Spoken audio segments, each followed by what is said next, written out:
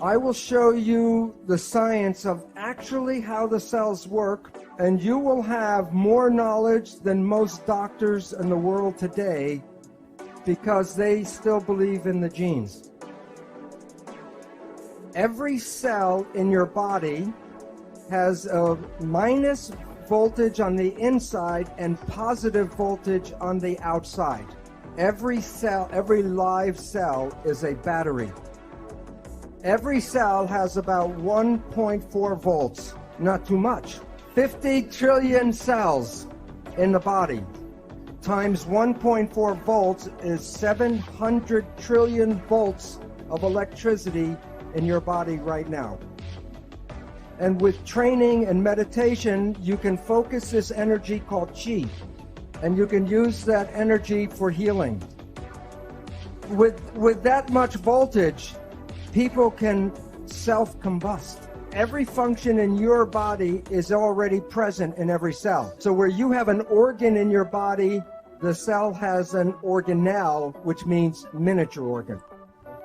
So the textbooks talk about the nucleus is equal to the brain. The nucleus is not the brain. The nucleus is the gonad. The nucleus does not control the cell. The nucleus is reproduction of the parts.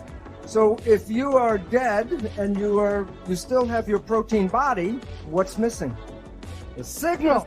So when a signal binds to a protein, what happens to the protein? It moves. It makes behavior. If you are healthy, your behavior is good. But if you have a dis-ease, the behavior is not right. What can cause disease? There's only two things.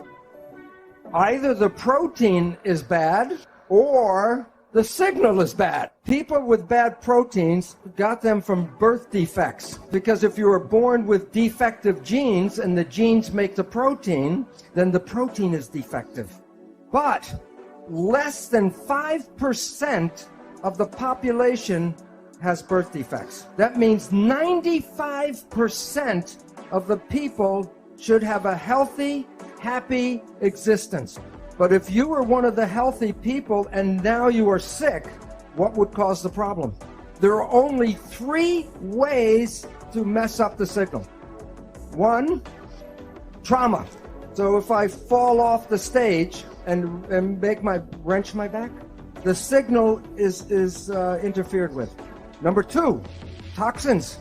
If the chemistry is not good inside the body, the signal cannot be passed through bad chemicals.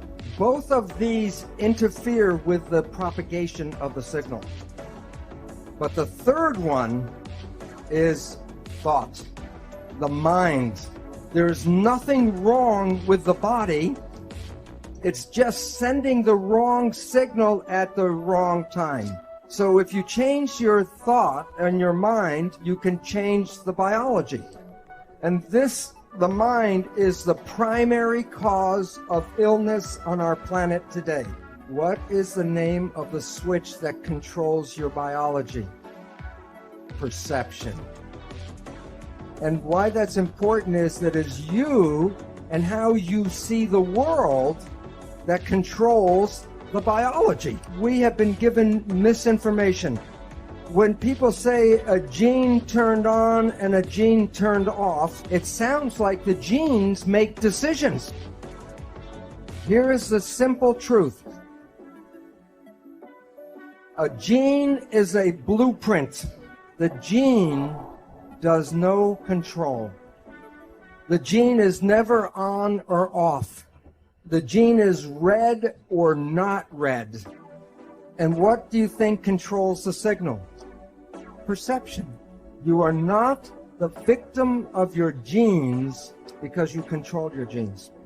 One gene blueprint using epigenetic control can make 30,000 different proteins from one blueprint.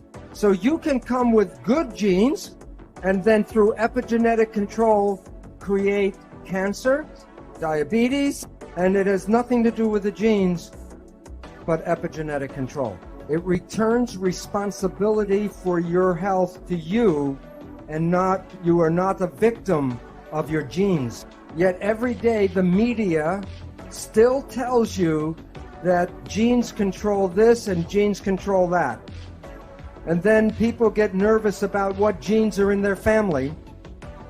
And as Greg Braden said before, if you look for the disease, you can create the disease through epigenetics. Right now, it appears that about 95% of cancer is not because of mutant genes, but because of epigenetic control.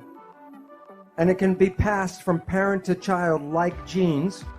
But the difference is you can change your epigenetics at any time.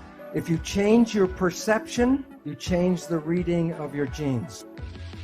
If someone tells you you're going to have a disease and you believe that, then you can create the disease.